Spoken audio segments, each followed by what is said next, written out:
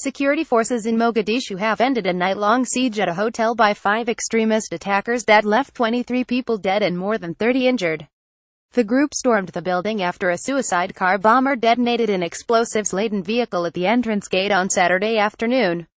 Capt. Mohamed said that troops regained control of the hotel on Sunday morning, having killed 3 attackers and captured 2 alive.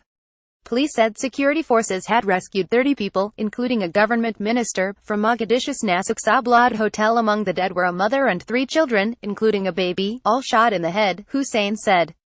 Other victims included a senior Somali police colonel, a former lawmaker and a former government minister. Footage from the scene showed twisted vehicles and nearby buildings with only walls left standing. Saturday's blasts came 2 weeks after more than 350 people were killed in a massive truck bombing on a busy Mogadishu street in the country's worst ever attack.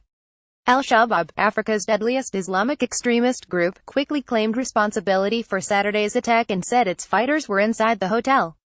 As night fell, sporadic gunfire could be heard as soldiers responded. A senior Somali police colonel and a former lawmaker were among the dead, Hussein said. Mohamed said he survived the bombing as he walked beside a parked car that was largely destroyed by the explosion. He said he saw at least 3 armed men in military uniforms running toward the hotel after the suicide bombing at its gate.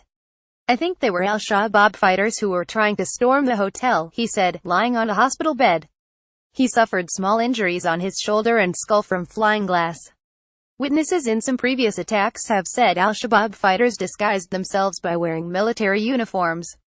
Al-Shabaab often targets high-profile areas of Mogadishu. It has not commented on the massive attack 2 weeks ago. Experts have said the death toll was so high that the group hesitated to further anger Somali citizens as it pursues its insurgency.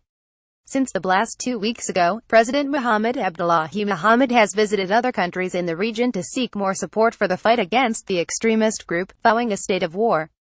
He also faces the challenge of pulling together regional powers inside his long-fractured country, where the federal government is only now trying to assert itself beyond Mogadishu and other major cities.